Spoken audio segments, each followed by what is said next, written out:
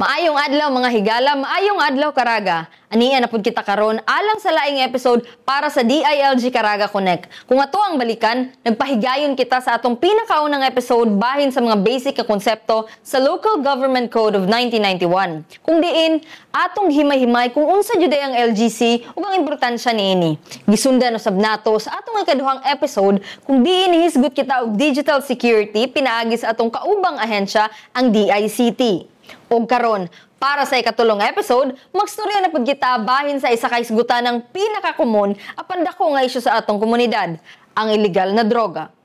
Kini ang inyong Connect host Lucel Lozano sa istoryang panggoberno para sa katawhan kini ang DILG Caraga Connect.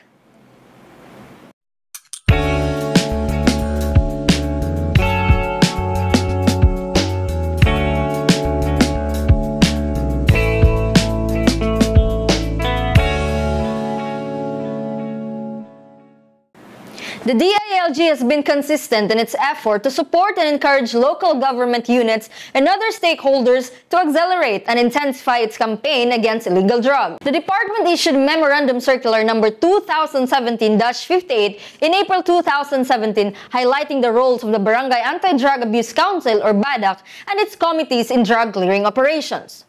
In 2024, the department issued Memorandum Circular number 2024-141 entitled Revitalization and Sustainability of the Implementation of the Barangay Drug Clearing Program or BDCP.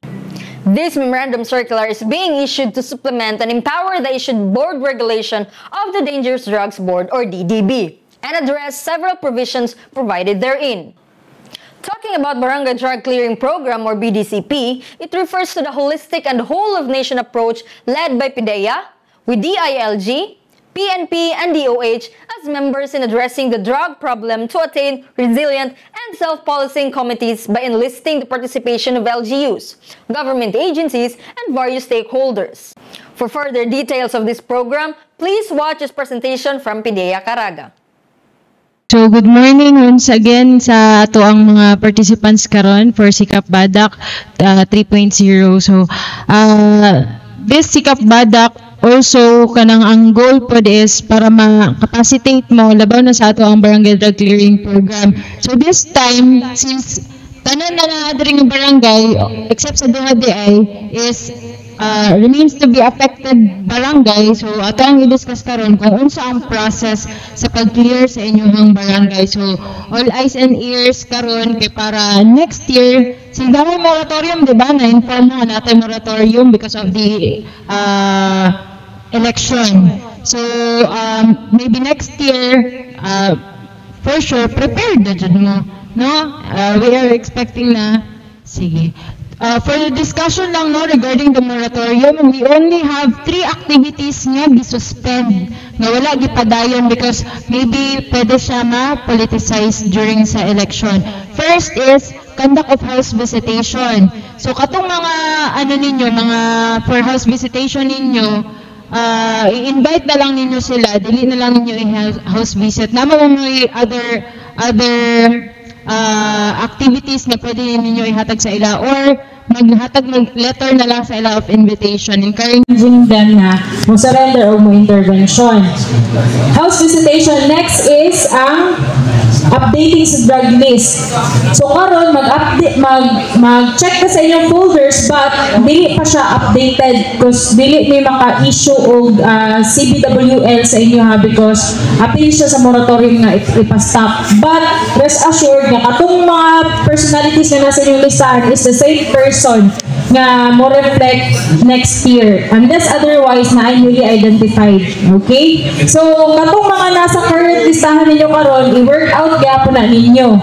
Okay, although dili ta maka-update but as much as possible kanana sa inyong listahan kinahanglan mo take action. Third is ROC BDC deliberation. So dili ta maka-deliberate within 8 months.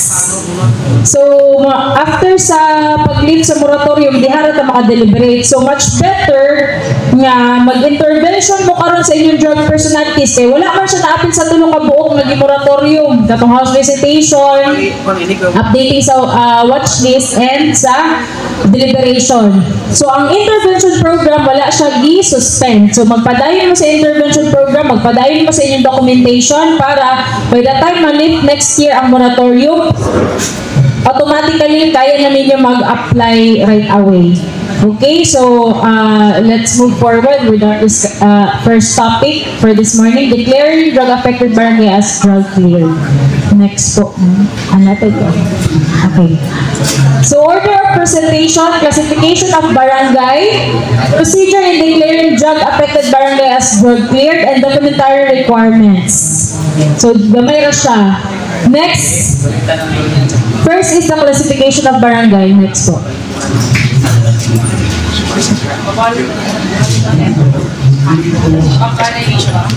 Ma'am, pwede iba.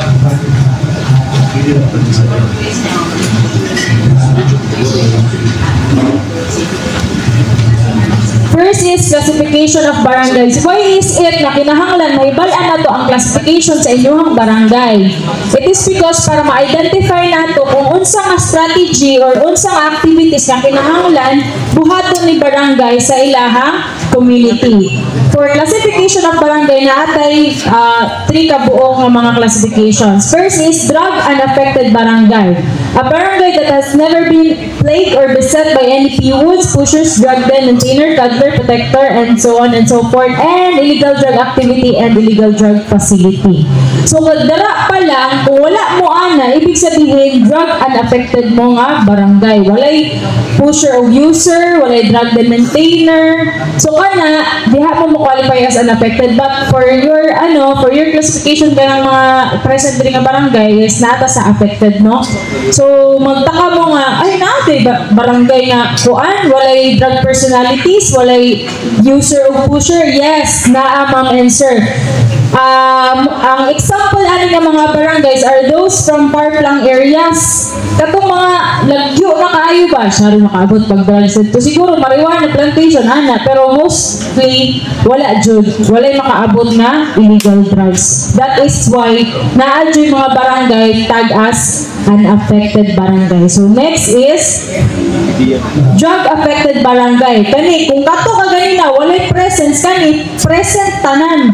Drug-affected barangay, a barangay that has reported and validated with presence of PWOs, pushers, drug maintainer, toddler, protector, financier, cultivator, manufacturer, and others. So, kabalo naman mo anang mga drug maintainer, katong i-discuss kagahapon, dito sa tunagahapon nga kanang na-drug den, ibig sabihin, kunyari, ang balay, gihimog drug den, diha, gisuyop, nagasuyop tanan, balay, suyupanan. So, syempre, kanang abalaya, na-joy, tag-iya. Diba? Ang tag-iya, syar, wala sa kabalo, di gamit yung balay, diba? Or may it be, siya jud ang nagpasulod sa mga drug personality siyang balay para musuyop dito. Naalay, hatag na, kwarta. So, drug maintainer, toddler. Katong mga tago-tago sa mga drug personalities. Protector, katong mga wala. Kunyari, ang mostly magod sa protector, ma'am and sir, is nasa government. Kunyari, let's say na official, tapos tao na niya involved sa illegal drugs. Siyempre, dili na niya i-divulge kung gusto niya. So, mahulog na siya ang protector. Financier, kaya kung dagdag kwarta, ikaw lang mo finance, tapos, ang imong tao ang mulihok, mo receive ra ka sa kung sa'y kita sa drugs, di ba? So, financier, cultivator, katong mga gapang nanom o marijuana. And sa ako ang na-discuss kagahapon kung nakahinumdum mo during sa marijuana eradication, kanang musa kami dito sa bukid para mag-uproot og mga marijuana. Diba? Mostly, walay drug personalities nga madakpan, kay makalayat na. So, pero included ang mga cultivators, manufacturers, katong sila ang produce. Katong mga naiklan laboratory, So, muna siya, presence, kung na sila nga mga illegal drug activities o personalities sa usa ka barangay, then they are considered as drug-affected barangay. So next is, for drug-affected, naputay 3 ka classification ana. Mag-start ka with slightly. So, presence of persons who use drugs. Katulang mga users. Dili kaayo siya lisod i-clear. Because, maybe, ang pusher nila is wala sa lugar nila, kundi naa sa lahing barangay. Bale, dito sila mukuha sa lahing barangay, mugamit sila dito sa inyuhang mismong barangay kung asa siyang residente. So, muna siya gingon niya, ang slightly is only users lang or P-woods ang present. But if ever na siya pusher na presence, diha na siya mahulog sa moderately affected. User and pusher. Pero kung pusher lang, wala user, still moderately affected siya because mas bugat manggod ang pusher. Kaya siya manggod ang ga-proliferate or ga-pasulod og illegal droga nga sa inyuhang barangay.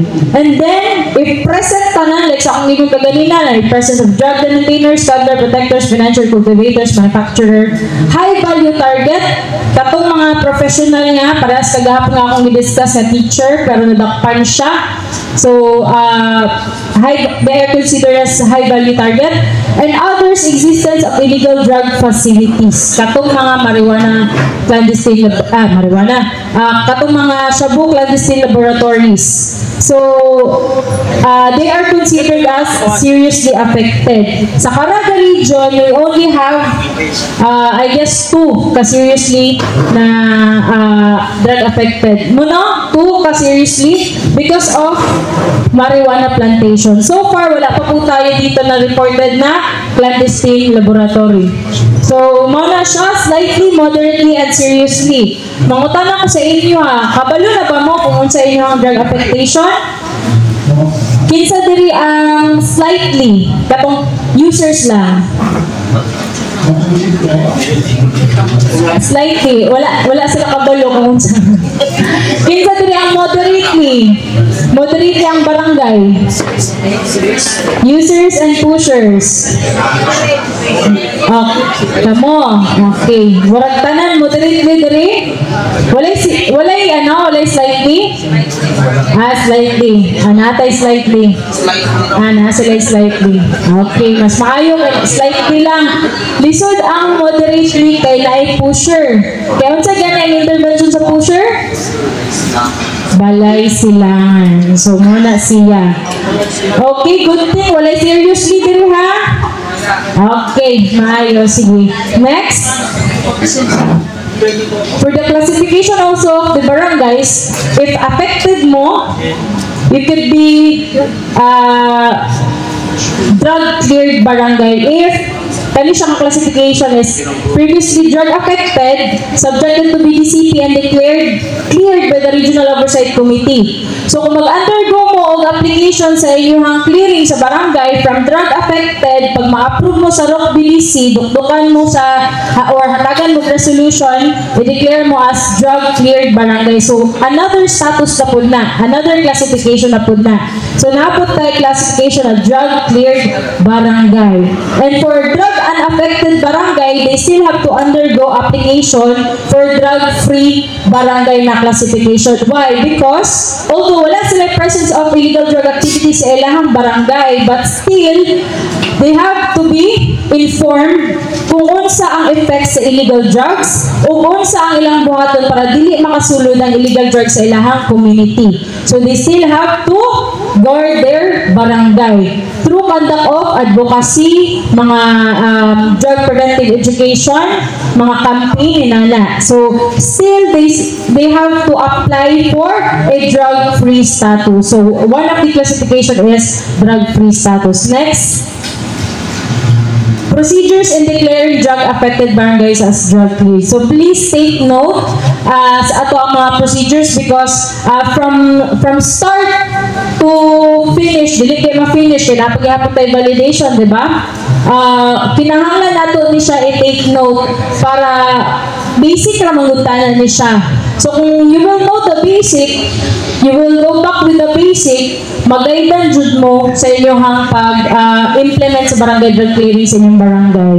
Next, first step is kaning atong gibuhat karon. This procedure, BDCP rollout. This procedure is centered in cascading information to the barangay and stakeholders about the BADAC's roles and functions. I'm sure kagahapon na-discuss na with the ILG and sa PNP ang inyong roles and functions labaw na sa information gathering. Diba? And then, proper implementation of barangay drug clearing program, mo ni siya itong ginabuhat karon, ginadiscuss, and documentation needed for the application of drug cleared barangay will be discussed later on. So, sa rollout ng good, kinahanglan, next, naadiha ato ang target audience. PADAC, MADAC, and CADAC. Actually, last year, we already had rolled out sa tanan ng provinces. Atong gikandak is per province. And then, nag-attend ang representative from PADAC, MADAC, and CADAC, the MLGO or CLGOO, punong barangay or BADAC chairman, chairman of BIPOC, chairman Women and Family, SK chairman, barangay secretary, MHO, CHO, BHW, faith-based organization representative, PNP, COP, Intel officer, and PCR. Unsa inyong napansin sa list? Kana sila tanan is member sa BADAC. Oo. So kung napansin ninyo, tanan maguni sila nga member sa BADAC na ay mga roles and functions. So we need to capacitate them through conduct of BDCP rollout. But this kind of sikap BADAC will do. So wala gi-refresh mo kung unsa inyong knowledge sa barangay drug clearing implementation. Next is naana ta sa step 2, Barangay Anti-Drug Abuse Council Reactivation and Revitalization. Na-discuss na po ni kaganina, I guess, ni Doc Lam. So, sa reactivation and revitalization, this part is focused on the strengthening the functional BADACs that are implementing BDCP and that aims to eradicate or prevent any illegal drug activities in the barangay. So, sa reactivation, labaw na sa katong mga, di ba, kano sa mga last na election, diba? Nag-reactivate na po kinay members na wala na sa BADAC. So, kinahanglan mag-reactivate o i-capacitate itong mga new members sa BADAC. So, balik-balik lang siya. Roll out, reactivation, revitalization. Kinahanglan ang BADAC makabalo sa ilang roles and functions sa barangay drug clearing program na implementation. Nakabalo naman mo ang mga members kung naamoy Committee on Advocacy and Committee on Operation. Kabalo na mo sa role ni Committee on Advocacy nga mauday mag-lecture, maghatag og preventive education, mag-distribute ng IEC, i-inform ang community regarding anti-illegal drugs nga campaign. And then, si Committee on Operation, sila ang mag-make sure na magbantay sa barangay na walay makasulod or gawas nga tao or illegal nga droga. So, bantayan. Na-discuss na po na nato kagahapon nga katong mga purok-purok sa inyong ngit-ngit ato ang sugaan, katong mga balay sa inyong suspicious, kinahanglan i-inform ninyo ang authorities labaw ng PNP on PDEA kay isa na sa inyong roles and functions, and also katong mga kapitan o mga elected officials to witness during conduct of operation. Abi nato nga ang barangay drug clearing i-cleared lang ang barangay through intervention program. No. Part sa clearing ang operation ni PNP and ni PDEA. And ako mo role ana because kamo ang mo-witness sa mga elected official, and at the same time, kung naamoy mga information diha sa inyong community, you should report it with PDEA and PNP para sila ang mo-take action. Like sa gingon kagahapon, dili siya pwede nga kamo ang mo apprehend sa ilaha. What you will do is report the information to PDEA and PNP, and PDEA and PNP will conduct anti-illegal drug operations if validated na positive or na ay illegal drug activities in your community. So, mo na siya. Next is, so for Barangay Anti-Drug Abuse Council Reactivation and Revitalization, we have The barangay shall reactivate and revitalize its BADAC pursuant to the provision of DILG MC 2015-063, re-revitalization of Barangay Anti-Drug Abuse Council, and their role in drug clearing operation. So, natin mga references po ana. And I guess DILG na Joint MC number 2018-01. And then, in application for drug clear status, the following resolution or executive order shall be attached in folder 1 tab B. To wit, BADAC reactivation na resolution or executive order, BADAC revitalization, resolution or executive order, monitoring mechanism, and then barangay annual investment plan, highlighting the budget for anti-drug initiatives. Actually, these attachments, ma'am and sir, will be checked by our DILG representative. So make sure na katong sa MC 2018-01 ng mga members o guidelines dito kung saan ninyo pag-create o reactivate o revitalize ang inyong BADAC, masunod. Labaw na sa barangay annual investment plan, kinahanglan natay substantial amount. Nakasaad na sa section 52 sa RA 9165 na si LGU kinahanglan mag-allocate og substantial amount para sa anti-illegal drugs. Okay? So, please do take note of that. And when you say substantial amount, dili na siya kay igo-igo raw. You have to consider, ma'am and sir, kung unsang activities na kinahanglan ninyo i-conduct sa inyong barangay o kung pila inyong drug personalities nga naa sa barangay. Because kung wala may budget, possibly, dili madayon-dayon ang inyong intervention program. Because it needs budget. Kung mag-budget mo og gamay ra, and knowing na ang BADAC is kinahanglan na ay monthly activity or monthly meeting, di ba? Required na sa inyo monthly meeting. Snacks pa lang sa monthly meeting, mahurot na ang inyong budget. So might as well consider the activities and the intervention program of your drug personalities. So sa monitoring mechanism, ma'am and sir, we would like to remind you that laban na sa revitalization, those DRDOs ninyo, katong sa Rehabilitation Referral Desk Officer, please, ang prefer ni DOH, kinahanglan is BHW. And kung pwede, trade siya sa SBIRT with DOH. Hindi siya kinahanglan accredited, but kinahanglan train po siya sa SBIRT para ma-handle niya if ever man kanaay mo surrender bago na personality sa inyong barangay, kinsa man ang mo entertain ana, di ba? Ha? Referral desk officer ninyo.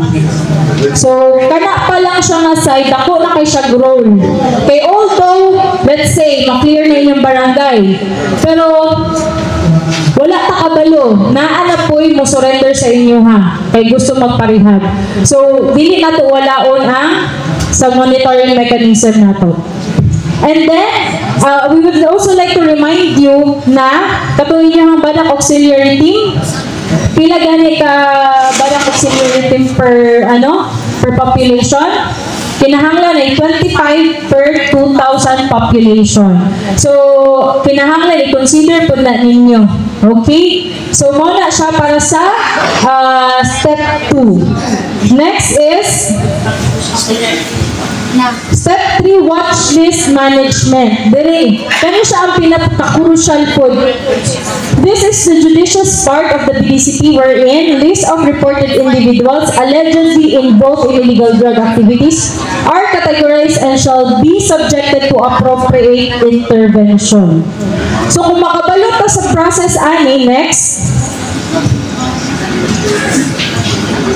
For BADAC auxiliary team, itong gi-emphasize na ko ang BADAC auxiliary team taganina because of the Memorandum Circular 2004-07, expansion of the Barangay Anti-Drug Abuse Committee through organization of BADAC auxiliary team and for other purposes. Ang ilahang role nila is to identify and report to the BADAC the drug-dependent cases and or suspected pushers illegal drug laboratories in his barangay. Ngayon na may kinahanglan expansion.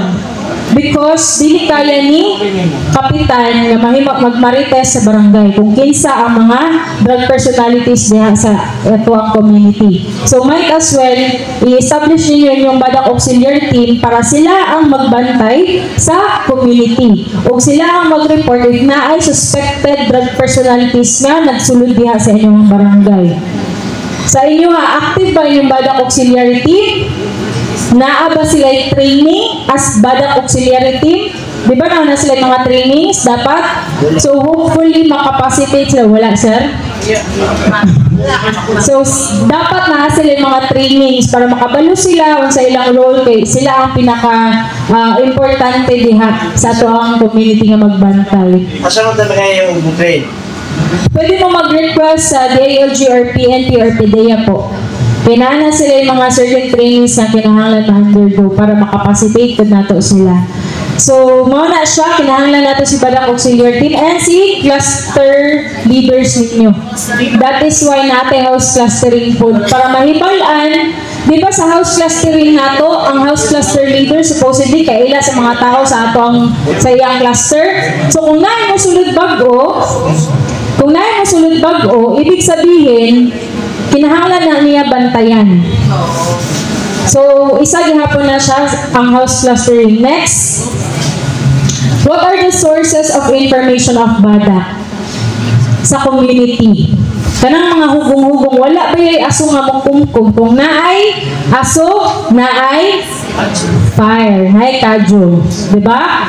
So, ibig sabihin, kung naamay nadunggan na kanis itang pulano, kaya nagabalik yung illegal drugs, kabala naman sa inyong bahaton.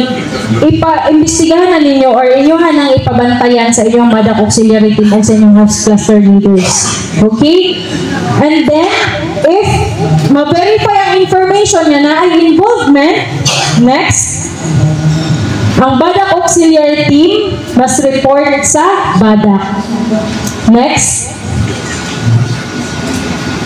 actually, ang badak auxiliary team, kailangan mag-report siya sa badak of the informations. And it must be discussed during your badak meetings. Actually, na ay mga reports na ginahatag sa among office. Mostly, ang naghatag sa among sa Butuan is Baan KM3. Sa ilang mga suspected. And PDEA is validating also those information. So, hopefully, kamupot sa inyong end, if there are reports and then ma-discuss ninyo during sa inyong badak meetings, kinahanglan na tayo ninyo copy ang PDEA ninyo. Kung asa mo nga province na bilong, kunyari sa Surigao del Norte, pwede mo sa PDEA Surigao del Norte Provincial Office mag-report. So after that is, katong mga, kung kalganin na, katong mga community, katong mga hugong-hugong, na-verify ninyo, another information sa drug personalities is katong mga nag-surrender.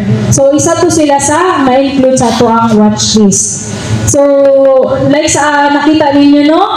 Dapat na-adjud tayo rehabilitation referral desk officer because sila ang mo-receive, sila mag-assess. So, sila ang mag-process ato ang drug surrender. So, isa na ang voluntary surrender. Next. BADAC should validate the veracity of the information gathered. That is why naingat ko sa inyo ang kinahanglan na amoy BADAC meeting and discuss ang reported drug personalities. Next. BADAC shall collect information regarding illegal drugs in his or her area of jurisdiction, and then BADAC shall submit the list of suspected identified individuals involved in illegal drug activities to PDEA and PNP for validation. Actually, the PDEA and PNP is conducting a monthly intelligence workshop wherein the discussion is all about drug personalities, updating of drug personalities. So, kung si barangay na i-report na drug personality, syempre, dili na siya automatic masunod sa listahan. We still have to verify if tinuod ba or dili. Kay basin nga naalay bikil sa barangay nga nasuko si kagawad, gipapil kay kapitan or si badak auxiliary team nasuko, gipapil ka sa badak meeting ang listahan nga ma-report sa PDEA o PNP. But syempre natay counter ana kinahanglan i-validate gyapon ni PDEA o PNP ang information, ang veracity sa information if naadyo involvement ng tao before including them to the watch list. Next, for the relevant issuances or legal basis, Dagan kayo no? Section 6 Board Regulation number 4 Series 2021. BADAC Chairman shall identify and consolidate a list of PWODs, pushers, drug maintainers, toddlers, protectors, and manufacturers and others. So, ang hingon diha is BADAC Chairman. Pero, like sa ato ang reference po kaganina, kinahanglan sa BADAC Auxiliary Team po mag-gather of information.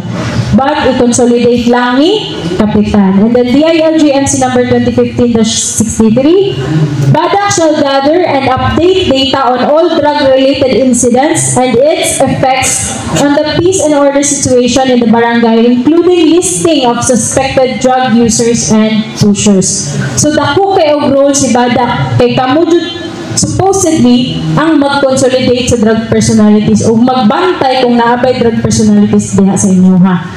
Kaya matingala na lang mo, ay nag-operate lagi ang PNP diri, wala ni kabalo, kaya wala ta nakabantay sa ato ang community. So kinahanglan ato ang ibalik ato ang loob sa pagbantay sa ato ang community, labaw na sa pagbantay ang mga drug users and pushers. Another reference is DDB and DILG na joint MC. Katong dimension ko ganina, BADAC shall determine and maintain record of the names. Maintain record of the names.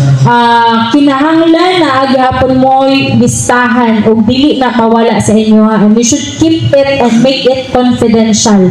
Dili siya magawas. And other pertinent information of residents and likewise record, update, and monitor all drug-related incidents cases. So kung makahinumdo mo sa una, natin drug mapping, di ba? Kung asa dapit, nagpuyo ang katong drug personality, ginamap na ninyo, di ba? So, hopefully, ma-practice gihapon na ninyo because ako kay na siya nga tabang.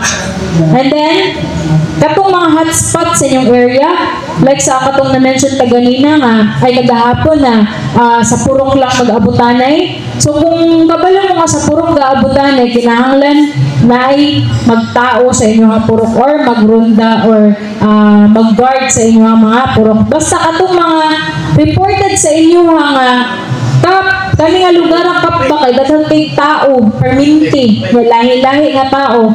And then mostly ba yan, no, sa mga labaw na sa mga drug den, ang ako ang napansin lang is nagapatugtog sila kusog. And then daghag motor. And then kadlawon na sulod gawas anang nga balaya. So quite alarming. What will you do? Diba? Bantayan na ninyo nga balay and i-report ninyo sa PNP and PDEA for validation. So kana, be vigilant sa inyong area. And then, reported or filed and its effect on the peace and order situation of the barangay, including listing of suspect drug users and peddlers. And then, the ALGMC 2004-007, BADAC Auxiliary Team to identify and report to BADAC drug-dependent cases. Mauna siya ako ang ibasa po kaganina na. So, kinahanglan sa BADAC Auxiliary Team Jude train. Nakabalo sila kung sa ilang buhaton. Once nga nasa information nga, mag-gather sa community. Next is, so, mauna na siya atong flow. Ang BADAC listing, gikan kay BADAC Auxiliary Team, House Cluster Leaders, or even ang community mag-report sa BADAC, i-include ninyo sa inyong BADAC meeting, tanawan ninyo, i-verify ninyo if naabay ka matuuran nga kanang atawhana na ay involvement sa illegal drugs, and then magbuhat mo og listing, i-consolidate ni Kapitan o ni BADAC, and then next is, ihatag ninyo sa PDEA and PNP for validation. Next. And PDEA and PNP will conduct intelligence workshop wherein all drug personalities will be updated during that meeting. So, monthly na siya. That is why tingala mo nga, anong every 6 months man, kinahanglan na mo i-update ang listahan ng CBWL. It is because every month na-upload May monthly intelligence workshop. So, na possibility nga ma-update ang inyong listahan. But so far, wala pa man update sa inyong listahan. Next is issuance of certified BADAC watch list. For those drug-affected barangay, ang issuance of certified BADAC watch list will be given by our regional intelligence officer. So, unlike sa katong validation, katong na drug cleared na, ang ilang listahan mo gikan sa national. But But on your case, mugikan na siya diri sa regional level. So, di kinakaayon na mag-lisod-lisyo ang CBWL because sa region lang na nato siya makuha or ma-issue. Next is, after the issuance of certified BADAC watch list, kinahanglan i-receive ni Kapitan, i-forward ang CBWL to BADAC. So, muna siya ang flow sa ato ang management of watch list.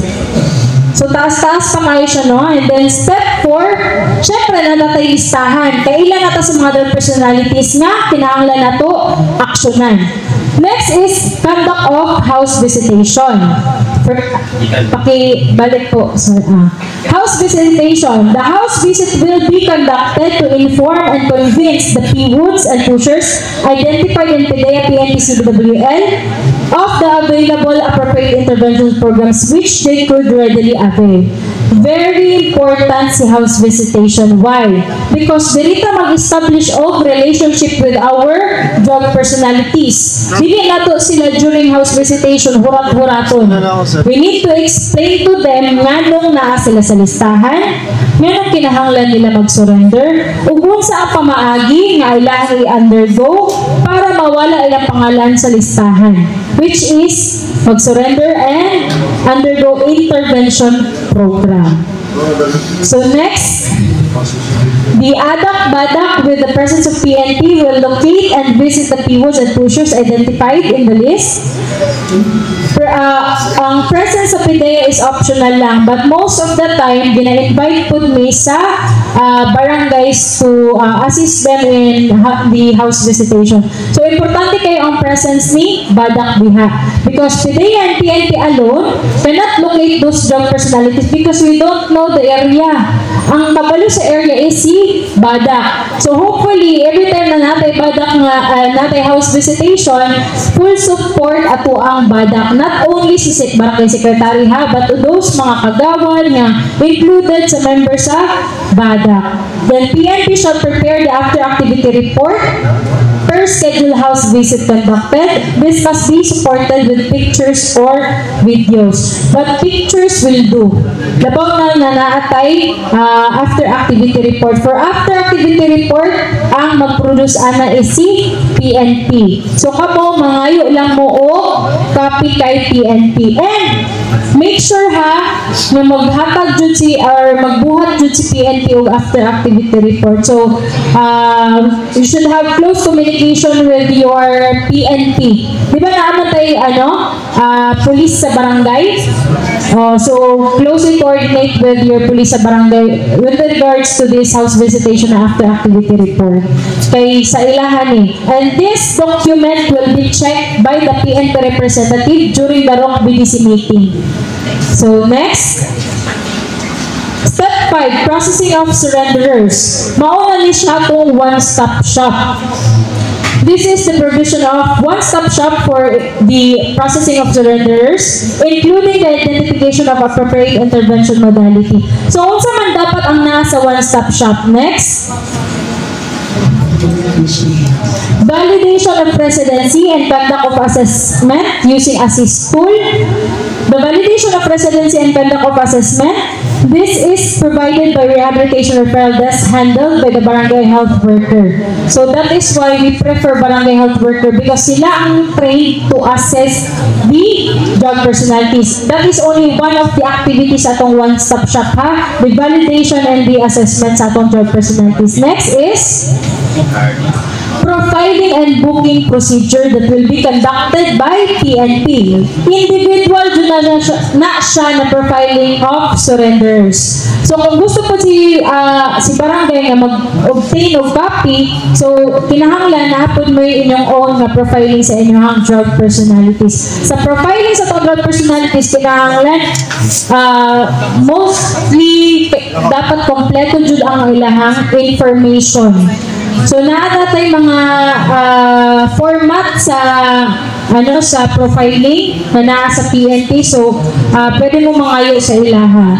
Next is identification and recommendation of appropriate intervention modality. So after the assessment, syempre mahibalaan na kung unsa ang ilahang pagka-user.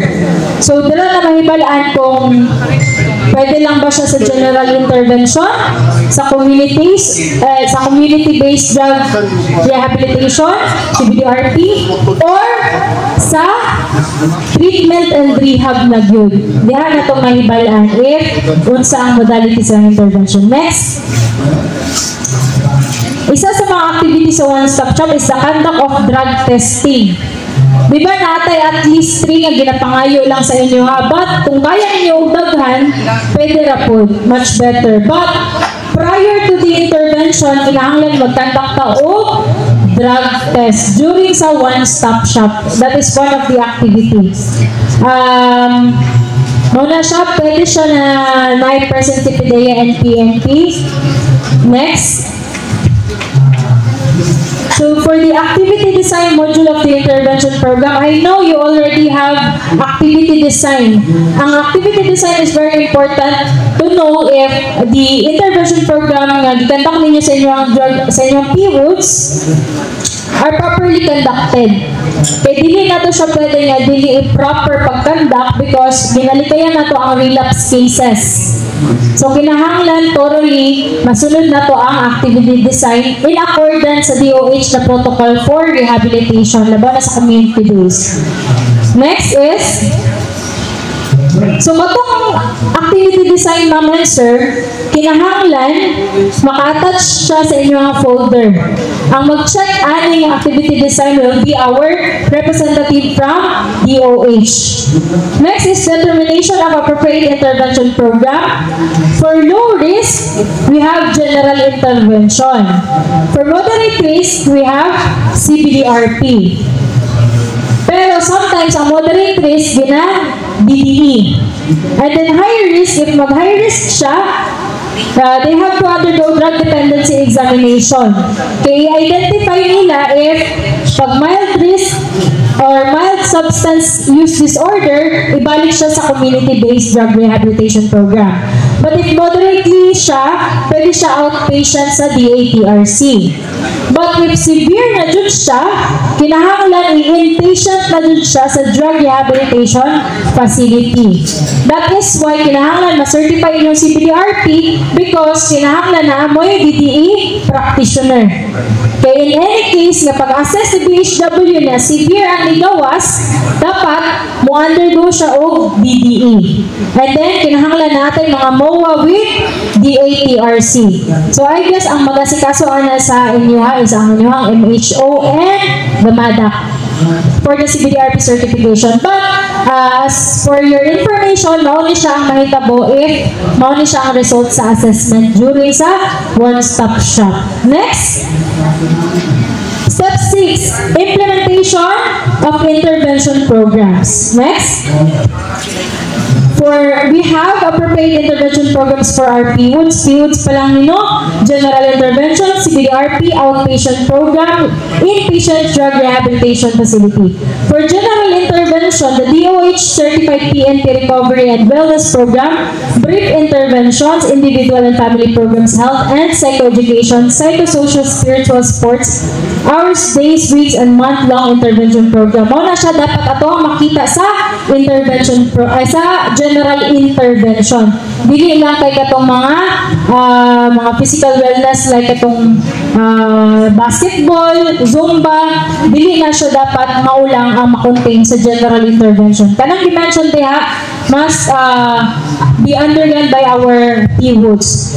Next is CBDRP, case management with the individual treatment plan. Nasa lang individual treatment plan. Psychoeducation, advocacy, counseling, coaching, education and employment support, relapse management, and other activities deemed necessary. The duration of the treatment is dependent on the assessment of the physician or assigned case managers. But most of the time, sa inyo ha, pila man pa months ang inyong CBDRP? 6 months. Diba? Napayuban nga, mo-exceed pa sa 6 months ang CBDRP. And then for outpatient, 3 months to a year. Dugay-dugay po no, kay halos to a year pagod. The length depends on the types of programs offered and the severity of the patient's condition. So, ang DATRC ang mag-identify na kay outpatient man siya. Next is inpatient drug rehabilitation facility. 6 months to 1 year to a year. The length depends on the types of programs offered and the severity of the patient's condition. So, it depends yapon sa DATRC kung pila ka months, kung unsa nga programs ang kinahanglan niya i-undergo. So, mano siya ang 4 periods ng mga intervention programs. Sa inyuha, ang inyuha lang ma-handle sa community is ang kaning general intervention and community-based drug rehabilitation program. So, kamo ang mag-asikaso ani siya nga mga intervention with the help of your MHO and the MADAC. Next is for CBDRP general intervention, the intervention programs such as general intervention and CBDRP and other interventions shall be documented and certified by DOH. Like sa akong mention ka ganina, kinahanglan dyan siya certified with DOH. So mag-apply si MADAC for certification na ay mga certain requirements na i-submit ninyo with DOH. And then si DOH mag-identify if okay ba ang mga documents and then issuehan ng inyong MADAC o CBDRP certification. MHO and CHO and other services providers implementing the National Intervention Program must be trained by DOH. So, tanan dapat must be trained by DOH. Like sa atong BHW nga mag-add to sa Rehabilitation Referral Desk Officer, kinahanglan train siya sa SBIRT. Ay yung doctors sa MHO or CHO must be also trained by DOH sa SBIRT Module 1 and Module 2. Pwede po MIOP. So, ang MIOP, pwede siya sa dili physician. So, kung namin mga trainees na mahibalan, pwede rin po ang barangay or kinsa man sa barangay mag-attend or sa MADAC mag-attend o MIOP. So, kana siya nga matters is under DOH. So, kani siya mga attachments no regarding sa CBDRP is will be checked by DOH po. Next. The certificate of completion of CBDRP must be duly signed by the MHO or CHO and other services providers trained by DOH. So, kinahanglan trained tanan by DOH para mahibalaan na to if properly conducted ba ang intervention program. Para pag-graduate nila, dili na kaayo sila mag-relapse. Although natural ang relapse cases according sa DOH, but at least mapugnan nato siya if properly conducted ang inyong intervention program. Next, MHO and CHO or other services providers must be trained and certified by DOH. The training certificate shall be attached to folder 1 tab T. So kabalo naman taan nino mangayo lang ta ka MHO or CHO sa ilang mga training certificates with DOH labaw na sa ilang SBIRTA 1 and 2 na training. So kana sila is care of MHO and CHO na. Next is or even katong yung mga service providers ha, kung na-training sila, pwede na ninyo i-attach. Labaw na sa katong mga screeners, di ba? Ang training sa screeners is SBIRT. So kung na sila SBIRT training, pwede gahapon ninyo i-attach. Although na may attachment kay MHO nga certificate of training. So conduct of drug test for CBDRP clients. For purposes of evaluating the success of the intervention program, it is recommended that the PWODs undergoing CBDRP will be subjected to surveillance drug test, which shall be performed at least 3 times during the intervention program. Ma'am, nanong 3 times man? At least 3 times man.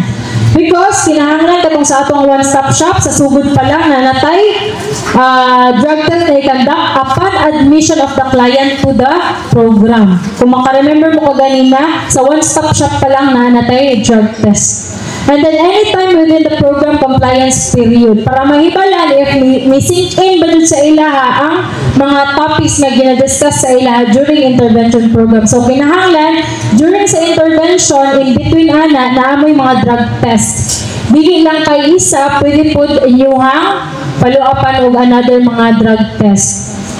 Next is prior to the temporary release, primary program completion. So, before ninyo sila ipag-graduate, to make sure na na-rehabilitate na dun sila, kinahanglan na another drug test. So, sa inyong experience, naapatay mga before graduation, nag-drug test, naapay mag-positive? Na-jud. So, na-jud mag-relapse. But then, dili na to sila pwede pag-graduate kung naapay positive. So, naanapod na siya another intervention na ihatag sa ila. So, i-refer na ninyo sa inyong sa inyong MHO kung unsa ang lakang nga buhaton sa katong mga nag-positive prior sa completion sa intervention. Summary of drug test results shall be attached in the application of folder. Most of the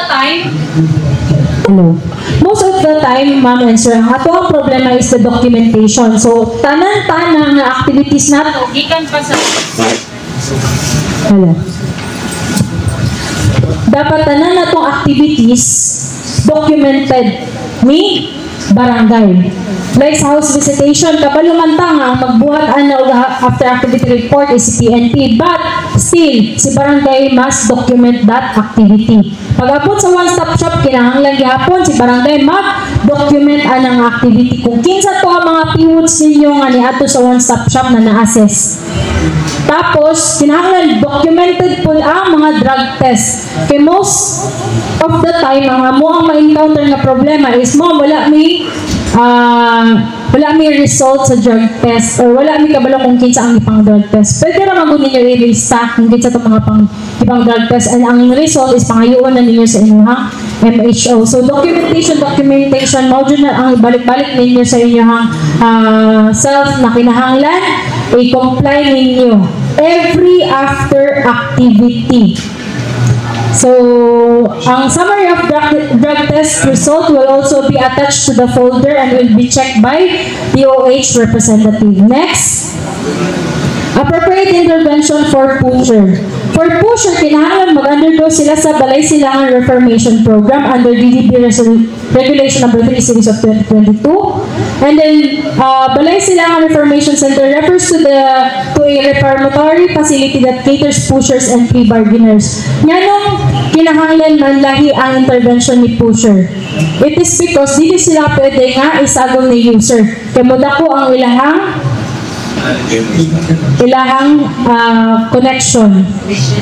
So, mudako ang ilang marketing. Kay si pusher, na siya yung mga users na friends, and then si pusher, katong user, i-convert po niya into pusher. So, kinahanglan, dili dyan na sila i-sagol. That is why, para sa pushers, na sila Balay Silangan Reformation Program. Okay? Balay Silangan Reformation Program serves as an intervention program for pushers and pre-bargainers that include 3 months reformation. Sa 3 months reformation, na ay 1 month na nga in-house. Mo na kinahanglan na dyan mo'y balay mismo nga structure. So, naatad sa DDB dira, naka-indicate kung unsa ni nga klase nga structure ang ato ang makita sa Balay Silangan and the programs na ato ang ikandak diha. So, 1 month na mandatory in-house and then the 2 months will be report na lang or hatagan ninyo sila o training skills nga sa TESDA. Diba? Kaya nga ito ang purpose ani, yan ang nag-push man sila illegal drugs because kay wala sila trabaho or wala sila pangkuhaan o kwarta kita. So, hatagan ninyo sila o training skills and then after that will be job opportunity, job placement. So, kinahanglan, supposedly, ang inyong mga pushers at the end of the intervention sa BSRP, na sila'y trabaho. And they will no longer opt to sell illegal drugs. So, next, AER implementation of intervention program. Supposedly, ang after activity report, every after activity. Ang upan is ginasagol nila. Pero, we prefer na every after activity and must be signed by your MHO to know that i-oversee niya ang implementation ninyo sa inyong intervention program sa barangay. So, to make sure nga i-oversee, kinahanglan ay signature ni MHO sa after activity report. So, again, let me remind you to be mindful with the documentation. Nabaw na sa mga pictures or so kinsa man to ang nag-attend ato. So, next, Categorizing identified individuals in the PDEA PNP certified BADAC watch list. So diri na ta sa color-coded na CBWL. This is assigning color codes to interventions undertaken by PWOs and pushers. This includes the monitoring and accounting of the current circumstances of the drug personalities and others identified in the PDEA PNP CBWL for easy reference and management of data. Para ma-identify dayon ninyo. Kay kung ato siya lang isaguntan niya, walay color coding, ang mag-check during ROC BDC, malibog sila kung which is which, who is who. Yan, mga attachments dayon. And then the order of entry of names in CBWL received by the BADAC chairman should not be altered or changed. Kani permiti among gina-remind because kani po permiti among makita nga mali. Pag na-receive ninyo ang issued na CBWL, katong listahan, ang chronological order o ang names dito, ayaw ninyo i-alter. Although mali ang names nga naa dito because kabalo mo nga naa, mauni siya ang tinuod na pangalan, kinahanglan ibutang na lang ninyo sa remarks. Although dili ninyo ibutang sa remarks nga, ang ilang intervention ni CBDRP, ma-identify naman na namo kay na may color.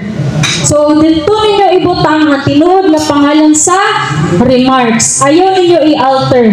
Nga nang dili man nato i-alter, ma'am and sir. Encode mangguna mo siya sa amo ang system. And then, ang amo ang ginabasihan is ang CBWL. Pag-refer na mo sa color-coded para mahibalaan na mo wala ang status, malahi ang pangalan. So, kinahanglan same ra gihapon, labaw na ang chronological order. So, next is for CBDRP, kinahanglan color yellow. And then for Balay Silangan, and for others, white, disease, blue, general intervention, wag red pero brown na siya. Balay Silangan, purple, arrested, red, with rehab facility, base, green. So, timanan na nato siya ng mga colors. I'm sure familiar na mga ni because we are conducting this way back 2021 pa. So, let's see kung sa mga attachments na to, Ana. Next. Next akong gihingon, whatever will be listed sa atong CBWL must also reflect sa atong color-coded BADAC watch list. Ang chronological order and ang same nga name nga nag-reflect. Next, for the attachments, next. For CBDRP and General Intervention, the certificate of completion nga signed ni MHO will suffice. Kaya kani manggod nga certification, i-upload ni namo siya sa system. Ay ma-delist ang pangalan nila sa national. So, dili kami ang mag-delist ang national.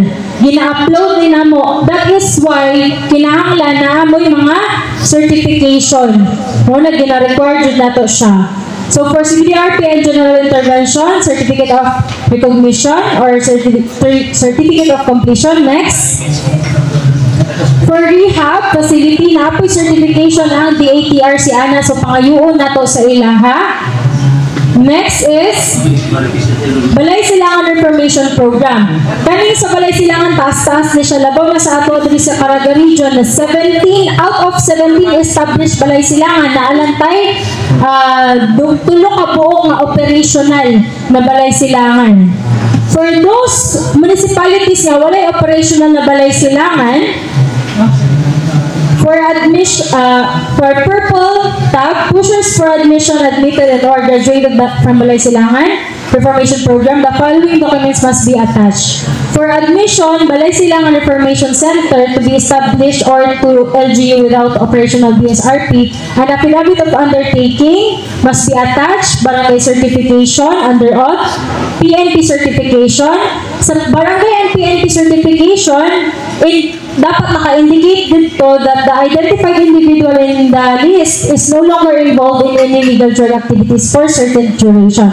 Why? Because kung active pa ang pusher, hindi siya eligible na isulod sa Balay Silangan. Because if active siya, it means to say that they are subject for anti-illegal drug operation. So, kinahanglan inactive siya through certification ni barangay o ni PNP na wala na sila involvement sa illegal drug activities. And then, mo to siya inyong i-attach sa katong mga LGUs na wala pa'y balay silangan. And then, ang sa affidavit of undertaking, kinahanglan, duha na siya na affidavit of undertaking ha.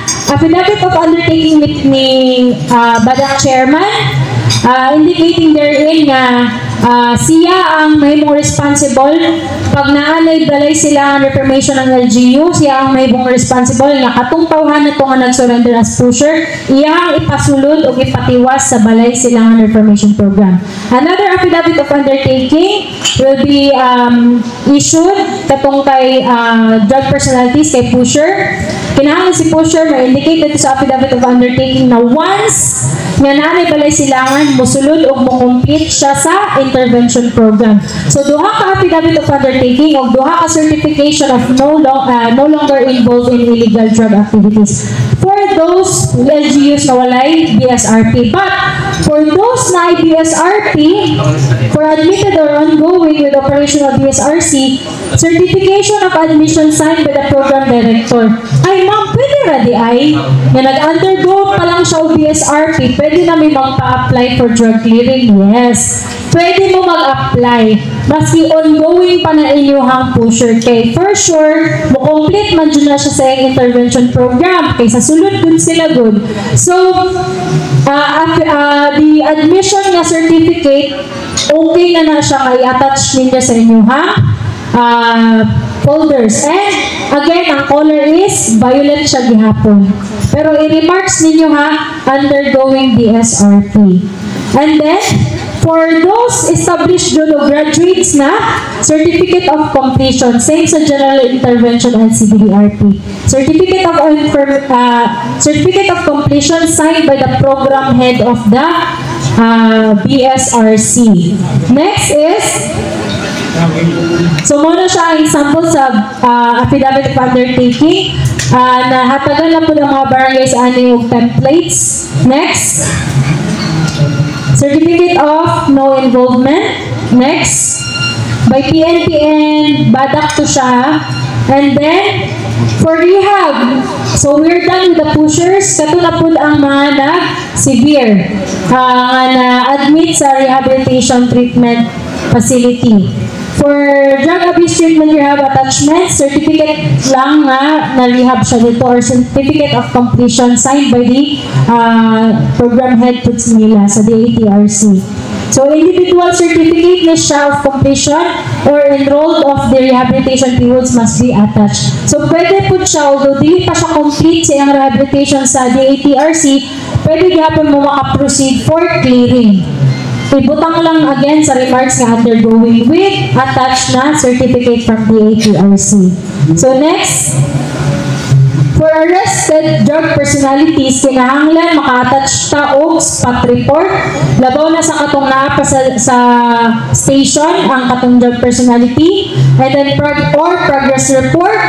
And kung na-commit na sa BGMP, kinahanglan og commitment order or certificate from BGMP nga na-commit pa siya dito. So, kinahanglan committed siya sa jail facility before we can consider the status ng arrested. So, again, individual yapon na siya na attachments. Next is disease. Attachment sa disease is death certificate. For those barangays na maglisod ang kuha of death certificate because wala na ang families diha, so wala na may mapangayuan og copy sa death certificate, pwede mo mangayo sa registrar ninyo. Oo. LCR? MCR. Oo. Pwede mo mangayo dito sa ilawag certification or affidavit of to disinterested person. So, if you will issue an affidavit of to disinterested person na mag-a-attest mo nga kanang tawhanan na ispatay na, wala lang may certification nga makuha tungod ka wala na ang family diha, kinahanglan, sure jud mo, napatay na jud sila. Kaya kasi mag-issue mo affidavit of two disinterested person niya, mukalit siya glugwa, di ba? So, kinahanglan, make sure jud, before issuing affidavit of two disinterested person, wala na jud na siya or deceased na jud na siya natawhanan. So, daghan option no sa deceased, death certificate, katong sa registered gikan, and two disinterested person na affidavit.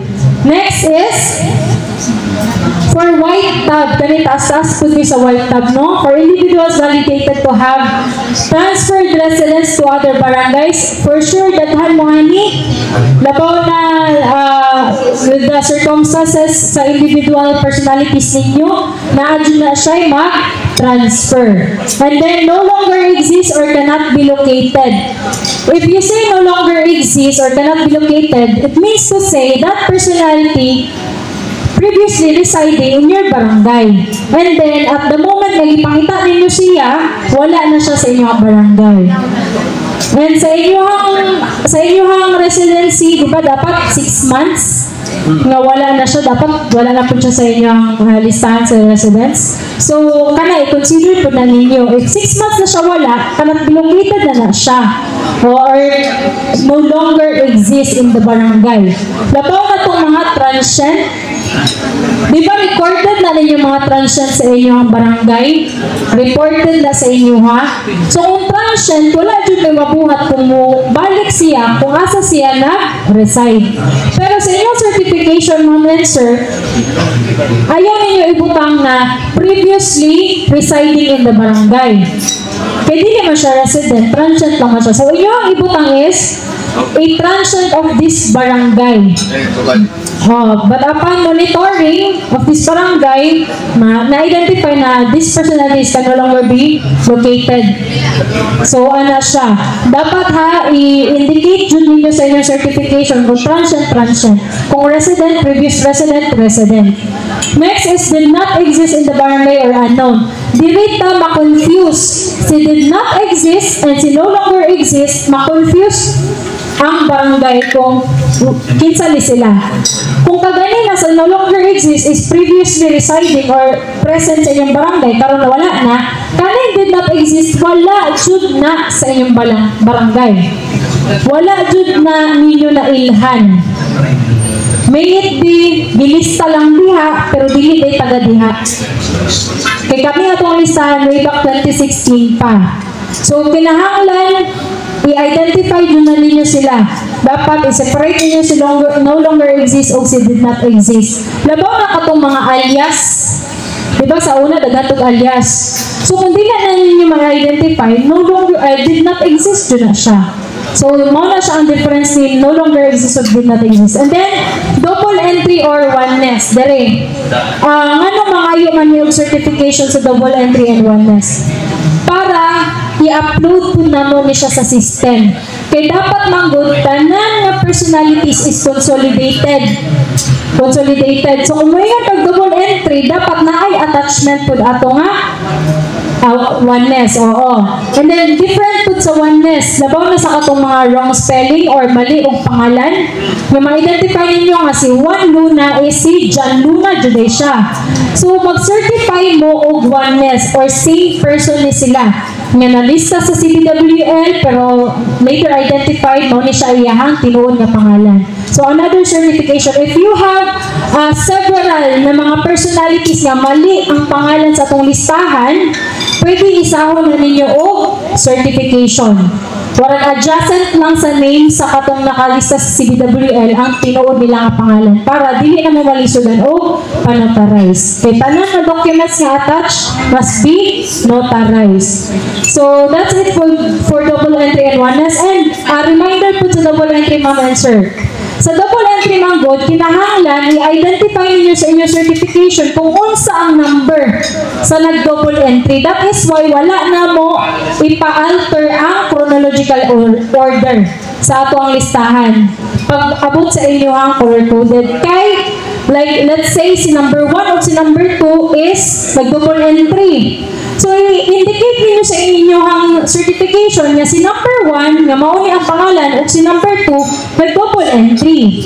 And na po instances, nga sa listahan, Si number 1 is Juan Luna, si number 2 is John Luna, pero ang tinuod pangalan is si John Luna.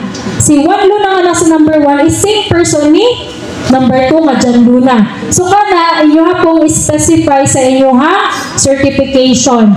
Nga si Juan Luna sa number 1 and si John Luna sa number 2 are the same person, but the real name of the personality is John Luna.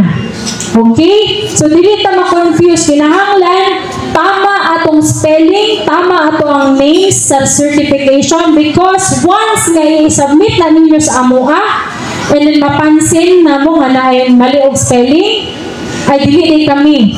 Ang Intel day namo kay sila ang ga-encode ug sila ang ga-upload sa system. Manawag ang Intel sa ako amantala ang imong barangay mali ang spelling sa certification, manawag na pud mi sa inyo ha. So kinahanglan sa ato pa lang diri nga level karon, ma-correct na nato ang mga spellings para pag abot sa Intel dili na magbalik-balik kay correct na siya daan. So mo na siya inyong bantayan, ma'am and sir. Ang mga attachments, individual certification under oath of BADAC Chairman, the Chief of Police and Intelligence Officer stating the circumstances must be attached. So, certificate ni BADAC, signed by the Chairman, and then certificate ni PNP. Ma'am, nga nung kinahanglan man, lahi-lahi og certification si BADAC. Si BADAC manggod ang mag-prepare ana o mag-approve ana is si BADAC Chairman, o Secretary. And then, sa PNP manggod, supposedly, ang magpirma ana is ang ilahang Intel Officer. Ibig sabihin, gi-validate jud na nila ang kanang katawhana is transferred resident, no longer exists, did not exist, or double entry. So, supposedly, ang magpirma sa certificate ni PNP is si Intel Officer attested by sa COP. So, muna siya ang timanaan nato. So, once gani mga yung certification kay PNP, i-check na yun ninyo kung kinsaan nagpirma. Kung ang nag-prepared ba ato o nag-validate nga information is si Intel Officer ni PNP. So, kana ato ang isa sa mga bantayan. Next is sample for the transferred residence.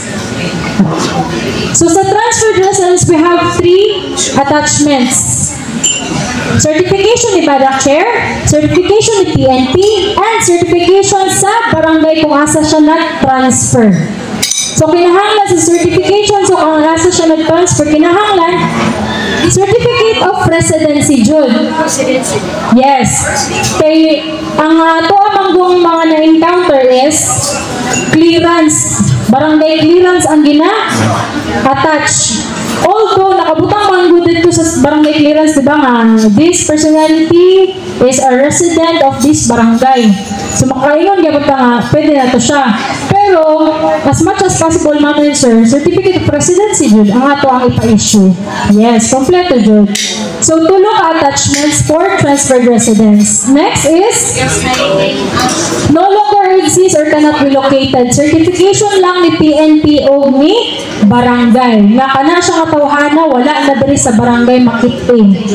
Next is did not exist in the barangay or unknown. Again, certification from PNP and barangay.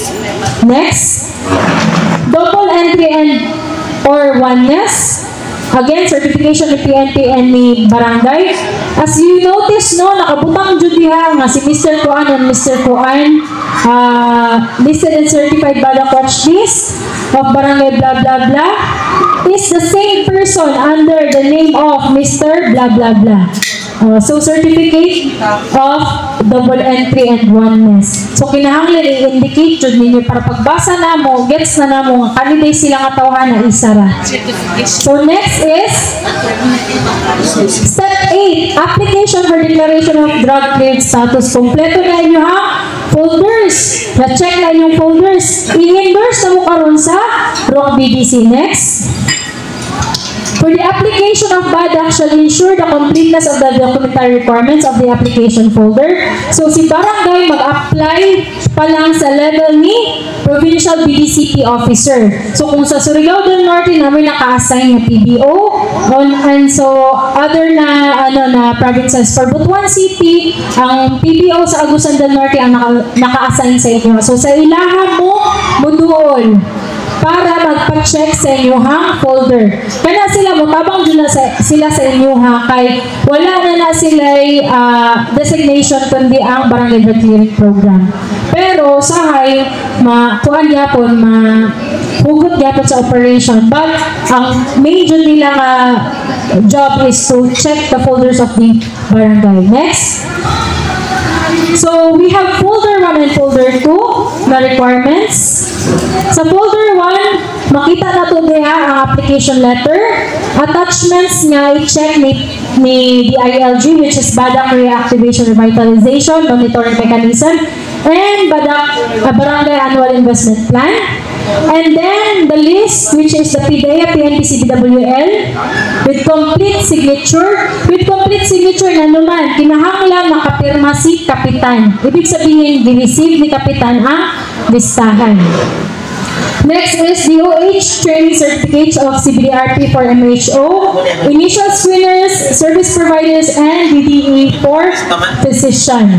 So, kinahanglan naka-attach and care of na siya sa inyong MHO o sa mga practitioners ninyo. Mangayo lang mo sa ilahang certifications. AER of all house visits conducted, support with pictures or videos. So, sa AER, again, kay PNP, but ayaw mo pagpawala og documentation, kinahanglan nagyapon mo inyong own documentation. And then, tab F, Activity Design Module, Summary of Drug Test, AER of the implementation of CBDRP activities. Kaning tab F will be checked by the DOH. So, make sure na ma-attach ninyo ang activity design signed by MHO, drug test na summary, at least 3 amo ang ipangayo. But if you will exceed, much better. And then AER na signed po ni MHO para maibalaan if gi-oversee jud niya ang inyong implementation sa intervention program. Next is the color-coded Badak watch list. Kato ang discuss kaganina ng mga color codings. Next. So sa color-coded Badak watch list, katuta ng certification kinahanglan maka-attach para pag mag-check gani ang committee, ang member sa committee, pagkakita gani ang number 1 is yellow, pagpakli niya sa sunod pages is kato na dayon iya attachment ni number 1. So, kinahanglan i-arrange ninyo properly ang ato ang mga documents because dili lang kami ang mag-check ana but also the members. Okay? And then, application letter sample. Okay? Nahatag na. For folder 2, photocopy lang sa ato ang CBWL and color-coded. Make sure po, ma'am and sir, pag-abot sa color-coded, kung may nag-photocopy, i-color po ninyo. Ayaw black and white. Kaya para ma-identify yapon nato. And then next is Badak Monitoring Tool. Why is it natin Badak Monitoring Tool, ma'am and sir? Kaya diha na ito makita kung kinsa itong naapa sa barangay. Ang inyong i-include lang sa Badak Monitoring Tool is katong present sa inyong barangay. Kung manat located, ayaw na ibutang sa Badak Monitoring Tool. Kung disease, ayaw na ibutang. Kaya dili na ninyo ma-monitor. Mao gani Badak Monitoring Tool. Sa Badak Monitoring Tool, mag-reflect diha ang pangalan sa mga personalities nga present sa inyong barangay. Kung unsa yung modality sa intervention nga gihatag ninyo sa ilaha. Ang ilahang exact address sa inyong barangay dapat na ay puro sityo ba diha or street. And then, pinaka-importante, contact number. Why? Because if ever nga na ay information nga mugawas, and then we need their help, or reported nga that personality nag-relapse, kaya ninyo sila i-contact right away. Because na may contact number sa ilaha. And need po na namo. Kaya if ever nga namin gusto nga i-verify sa ilaha information, kaya na mo sila malocate and kaya na mo sila makontak because of the provided contact numbers. Next is summary of identified individuals in PDEA CBWL. Sa summary of identified individuals, kung kaganina, ang monitoring tool is katong mga present sa barangay, sa summary katong mga wala na sa barangay. katong nasa white tabbings. May it be transferred, cannot be located, did not exist, or double entry. Ay, dili kay double entry. Ayaw sa double entry. Yes, included sa double entry. Di ay. And then, naapot tay other white tabbings nga katong mga nag-abroad. Kaya dili naman ito nato sila mahabol. So, pwede nato sila i-white tabbings. Pero with attachments, ilang COE, Certificate of Employment, and then photocopy sa ilang ID, or any indication nga na sila sa gawas. Kana, pwede ninyo i-attach as much as possible. So, isa na sila sa white tabbings. I-include na ninyo sa white tabbings. So, wala ko'y other ibutang sa summary of identified individuals kundi katong nasa white tabbings lang. For tab E, profiling booking of the identified individuals in PDF PNP CDWL. Please lang, ma'am and sir, ayaw ikuan, i-blurred ang picture kaya para ma-identify na mo kung kinsa na ang mga tawhana. Diba supposedly PNP ang mag-profile during one-stop shop. But since na-uptan man pa nga wala na taka one-stop shop, nangita na nata sa Facebook. Pero, di ba during sessions, mapicturean na ninyo sila. So, might as well, inyong i-picturean sila during silang sessions para natin ma-attach sa profiling. And then, ang profiling, very important na siya kaya gina-encode na namo sila sa among system. Next is, so sample of the summary. Next is individual profiling. Muna siya gikanan sa PNP. Pero napod may gihatag sa barangay tungod katong issue nga kanang wala may makuha nga profiling. Pwede po ito ninyo gamiton. So that is sample of the profiling. Next. So since kompleto naman natong documentary requirements, gi-check na ni PDO, we will now proceed to the Regional Oversight Committee and Barangay Drug Clearing Deliberation and Declaration. So the members of this committee is the PDEA, PNP, DILG, and DOH. The ROC-BDC duly authorized committee which has the power and functions to declare, defer, retain, validate, verify, and to confirm drug application status of barangay. Wala na pidira ang revocation, but one of the powers and functions ni ROC-BDC is kaya nila mag-revoke of drug-cleared and drug-free status. So next, ROC-BDC convenes to deliberate the application folder submitted by BADAC in the presence of applicant barangay and subsequently issue certificate of drug-cleared status. During the deliberation, ang sa karaan ng deliberation, during sa deliberation, mag-check o folder ang members. But because of the bulk of the applicant, barangays, labaw na sa validation, at mga na-clear na, ginahimo na mo is, ahead of time, ginahatag na mo sa members ang folders para ma-check nila prior sa deliberation to fast-track the deliberation process.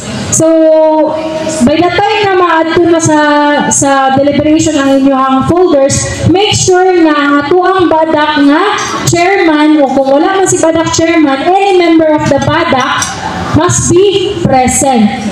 Why?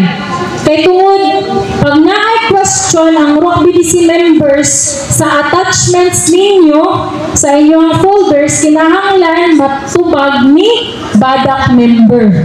Dili si secretary, dili si kagawad sa finance, dili pwede na sila. Ato yung BADAC member. Katong state ka ganina sa atong presentation kung kinsa to member sa BADAC, maulan to ang present during ROC-BDC o mag-defend sa inyong barangay. So, make sure na mo, lingkod po diha sa inyong member is kapalo siya o familiar niya ang inyong folders, drug personalities, activities. Para, mas bali-balihon pa siya ni committee, kaya niya itubagon. Okay? Next is, if masatisfy ni barangay ang ROC-BDC will thoroughly examine the validate documentary requirements submitted by BADAC. Next. All requirements are duly complied with. A motion for the declaration of the applicant BADAC as drug cleared must be raised and duly seconded by any member of the ROC-BDC. Subsequently, the chairman declared the barangay as drug cleared. So diha mo ma-clear if naay mag-motion, naay mag-second, ibig sabihin, tanang documents ninyo na comply ninyo and tanang parameters na comply ninyo, therefore na-declare mo as drug cleared. So taas kayo siya na process but very fulfilling pag ma-clear na ang inyong barangay. Labaw na karon nga proper ato ang pag-conduct sa barangay drug clearing. Unlike before na mag-affidavit of undertaking lang ang mga PWOODs, pwede na mag-clear. Until such time na wala din kahuman, pagbalik karon din na revoke na ng mga barangay. So kamo karon nga naa diri, make sure na wala na drug personalities diha sa inyong barangay prior mo mag-apply for drug cleared status. If you have reported personalities, ma'am and sir, lagi. Pero if you have information, feel free to report those information sa ato ang PDEA and PNP operatives. Next. Block PDC will issue a resolution and certificate of declaration for the applicant barangay as drug cleared. So natin certificate na drug cleared na mo and the resolution. So ipareceive na sa ato ang mga barangay. Next is, so this is the sample of the resolution and the certificate of drug cleared barangay. For the resolution will be signed by all the members. For the certificate of drug cleared barangay, attested by the chairman, certified by the chief of police, and validated by the director of PDEA Regional Office. Next is, if the committee finds the submitted documentary requirements insufficient, so dili ka mahimong kampante, kay naay mapansin ang committee nga kulang sa inyong documents or incomplete, the chairman will declare the applicant barangay as deferred. We have several cases sa deliberation nga gi-defer ang sa kabarangay because naa siya kulang na document. So, pwede siya ma-defer. So, kamo, karon pa lang, ikompleto na ninyo. Then, BADAC shall comply the lacking and or incorrect documentary requirements and resubmit to the next scheduled DROC BDC deliberation for the application. But we also have instances na mahimo mo probationary na drug cleared. If dili dyan mapansin nga na magkulang and then ma-comply ninyo within pila ka days nga gi-require ng DROC BDC, pwede mo ma-probationary drug cleared. And then once nga ma-comply ninyo, full na ang inyong status as drug cleared. So, mo na siya, bantayan ng judge ang inyong documents. Kailangan kompleto. Next is, so ang process sa ato ang